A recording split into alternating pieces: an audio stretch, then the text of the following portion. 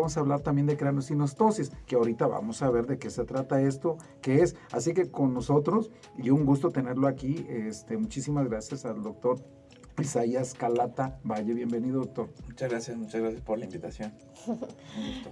Gracias, doctor. ¿Qué es la neurocirugía pediátrica para quienes no conocemos o no conocen muy bien esta especialidad? Si nos puede explicar. Claro que sí. La neurocirugía pediátrica es la rama de la medicina que se encarga de las enfermedades de los niños que tienen que ver con el cerebro, los nervios y la columna, básicamente. Y para llegar a ese punto, primero tenemos que hacer medicina, después tenemos que hacer neurocirugía y después tenemos que ir a un centro donde nos puedan preparar para la neurocirugía pediátrica.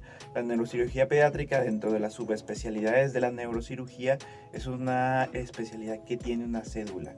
No es un entrenamiento, sino que es una subespecialidad como tal.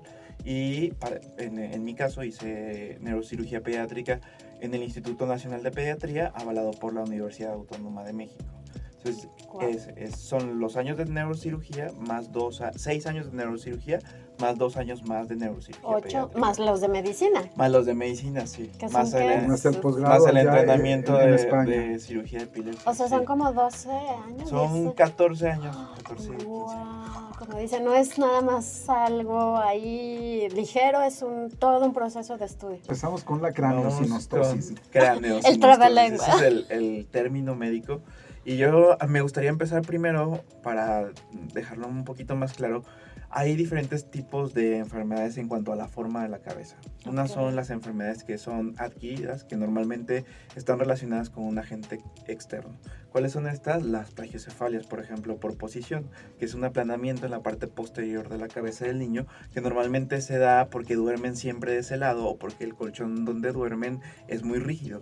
Entonces el mismo peso de la cabeza va aplanando esa parte. Y como está muy sensible el bebito todavía, sí, ¿verdad? porque el hueso del cráneo de los bebés es muy, muy delgadito. O ahí los dejan todo el día, y eso pasa, todas las señoras que los dejan acostados ahí todo el día, se empiezan a hacer su cabecita así como aplanada en la parte posterior. También pasa, por ejemplo, con los niños que nacen muy prematuros y tienen que estar meses en terapia intensiva. También pasa porque están mucho tiempo intubados en una sola posición y eso aplana esa zona. Y el otro grupo de las anomalías en la forma de la cabeza son las craneosinostosis. Ese grupo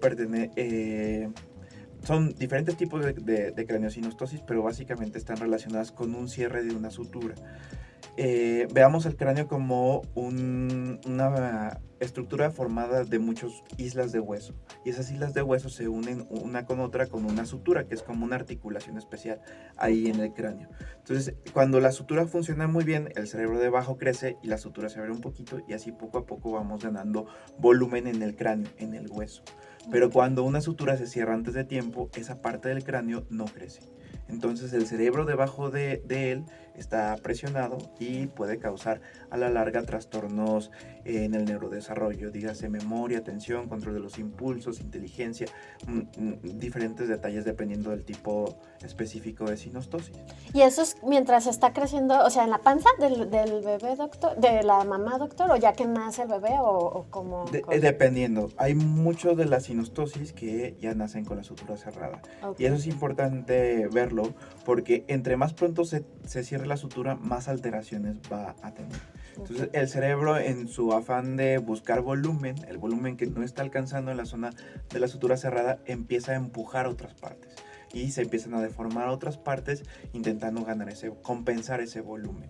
Entonces, si la sutura se cierra mucho antes de lo normal, tienden a aparecer más consecuencias, más modificaciones secundarias compensando esto. Y las otras entonces, doctor, pueden ser al desarrollo, cuando ya el chiquito nació y está empezando obviamente su desarrollo, su crecimiento, y que en pocas palabras, doctor, estamos hablando del día de hoy, en pocas palabras de si ustedes ven, al nacer obviamente, en este caso desde el neonatólogo, ¿no? O su pediatra, debe identificar esa cabecita, si está deforme, ¿no? Si está un poquito aplastada del frente, o si está un poco alargadita, Y si empieza a crecer entonces el bebé y empiezan a ver, en términos prácticos es esto, ¿no, doctor? O sea, como que la cabecita se empieza a hacer alargada o empieza a ser achatada. Entonces, ¿por qué? Porque esas islitas que dice el doctor, esos pedazos de estructuras de huesos de la cabeza, pues se cerraron, se apretaron. Entonces el cerebro no lo va a dejar crecer. Entonces, así como nos explica el doctor perfectamente. Entonces, pero imagínense qué interesante esto, ¿no? Y las causas, cómo hay unas antes de nacimiento y otras después de nacimiento, sí. ¿No, doctor? Sí, normalmente lo que más nos orienta al diagnóstico es, por ejemplo, a veces la fontanela, que es lo que comúnmente llaman mollera, se cierra antes de tiempo o ya nacen con la mollera cerrada y esa fontanela tiene una forma como de un rombo y en cada una de sus aristas nace una sutura. Muchas de las veces el cierre prematuro de la fontanela lleva consigo un cierre de una sutura que la acompaña. Entonces, en ese caso, pues estamos hablando de una sinostosis. Normalmente el diagnóstico primario o la sospecha primaria lo hacen los pediatras, porque ellos siempre van midiendo el peso, la talla del niño. Y otra cosa importante en el desarrollo del niño es la medida de la cabeza, el perímetro cefálico. Entonces, cuando hay restricciones por la craniosynostosis, tiende a haber una disminución del ritmo de crecimiento del perímetro cefálico que lo saca de las percentilas, que es, digamos, el promedio de lo que se esperaría para la edad y sexo del niño. Entonces, el pediatra dice, bueno, no le está creciendo bien la cabeza, aparte tiene la fontanela cerrada y yo le veo un poquito chueco a esta parte. Entonces, esa es casi siempre como se dan cuenta ellos y como normalmente se dan cuenta los papás. El pediatra nos lo manda, hacemos unos estudios, confirmamos el diagnóstico. Los papás casi siempre tienden a tomar el consejo de alguien que no es médico y casi siempre dicen, bueno, se te va a quitar, a mi hijo estuvo igual o el hijo de alguien más estuvo igual y en la espera de que eso mejore, casi siempre empeora la situación porque conforme va creciendo el niño también la deformidad se hace un poco más notoria. Que entonces ahí está alargadito, sí. Con una forma de sandillita, así no están entendiendo, ¿verdad? Esa es la primera. Sí. Y luego medimos el diámetro anteroposterior, digamos, de la frente a la parte posterior de la cabeza, sí. Y el diámetro transverso para ver más, darnos una idea de cómo está haciendo. Si el niño llega muy temprano, a veces solo tiene el cierre de la sutura sin las compensaciones secundarias. Y las compensaciones secundarias es esto de empujar un poco la frente para ganar volumen y empujar un poco el occipital, que es el hueso que tenemos en la nuca, para atrás. Entonces, dependiendo de la severidad y de lo temprano que se cierra la sutura, podemos encontrar modificaciones primarias, secundarias y terciarias. Las terciarias ya tienen que ver con modificaciones en la base de cráneo, que es una cosa muy severa, muy grave. De otro tipo de craniosynostosis es la dolicocefalia, se llama así, a la cabeza que se da por el cierre de la sutura sagital, dolicocefalia. Dólico, como la sandillita hacia el ladito, dolicocefalia. Esa es la más frecuente de todas y se da principalmente en varones. La que le sigue en frecuencia es la trigonocefalia.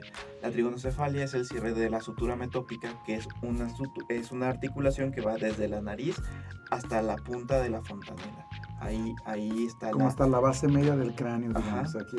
Sí, a la parte media del cráneo. Sí, sale desde la nariz y se une a la mollera. Sí, así. A la mollera.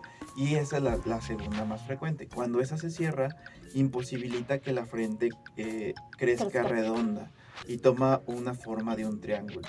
Por eso se llama trigonocefalia. Trígono, triángulo y cefalia, cabeza. Cabeza de triángulo. Es justamente eso. Así. Queda así. Sí, como un pico hacia adelante. Y lo que hace es retraer un poco la ceja, la órbita hacia arriba y juntar un poco los ojos. Los ojos se llaman ojos de arlequín. Están demasiado cerca y jalados hacia arriba. Además de deprimir la zona de la sien, que nosotros llamamos terio, y pues en compensación al volumen que no está ganando la frente, comienzan a hacerse unas protuberancias en la parte posterior, que en los huesos parietales, ganando el volumen que no se ganó adelante. Esta es la segunda más frecuente, pero es la más frecuente que da alteraciones cognitivo-conductuales. Esta es la que más porcentaje de niños presentan posterior a la sinostosis, alteraciones en el comportamiento, sobre todo control de los impulsos, hiperactividad, disminución en el tiempo atencional, todo ese tipo de detalles que obviamente cuando tienen 6 meses, un año no se ven después cuando están en la primaria y cuando se le exige al cerebro más actividades, más desempeño, pues y es ahí cuando se dan cuenta. Hay otro tipo de craniosynostosis que son las craniosynostosis de la plagiocefalia anterior, que es el cierre de la sutura coronal, que básicamente va de otro lado de la fontanela hacia la oreja, digámoslo así. Y cuando esta parte se cierra, imposibilita el crecimiento de la mitad de la frente. Se queda una frente plana y retraída, y en compensación el otro lado de la frente se abulta y se ve como una bola prominente del otro lado. Normalmente la gente piensa que el lado afectado es el que está protuberante, pero no es así. Él está compensando el volumen que no gana el lado afectado, que es el que está aplanado. Okay. Y también puede haber... Imagínense, o sea, entonces están viendo la importancia, pues, no, o sea, me está cayendo un 20 de que, bueno, con tantas situaciones de este tipo, obviamente hay muchos factores de riesgo para eso, ¿no, doctor? Isaías, seguramente, ¿no?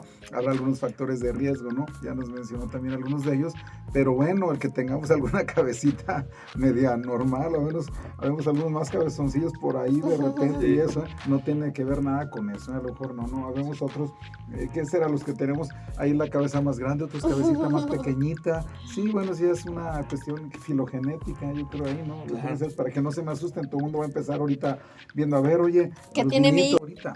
Todo el mundo te da sugerencias, soluciones y remedios. No es que, mira, espérate, ponle unas vendas así, que en la actualidad todavía haya personas que sigan acudiendo. Yo no tengo nada contra charlatanes, y otros sobadores y medio mundo de medicina. Sobre todo en la actualidad es interesante, les digo yo, bueno, cuando veo un paciente, toda la ciencia por delante, con mente abierta, está bien, pero con cosas bien probadas, vamos, científicamente o de otra manera, ¿no? Con ciencias, con medicinas bien llevadas a cabo. Entonces aquí, en este caso, es muy delicado, o sea, es muy delicado una atención. Si el niñito, imagínense, empieza a tener una deformidad de su cabecita, hay que atenderlo y no se deje, obviamente, vamos, pues mal aconsejar, porque es una realidad, ¿no? Y que no haga lo correcto. Ojo, si usted no atiende a estos niños, ya sea al nacimiento, después en el crecimiento, ya quedamos, bueno, sobre todo este primer año,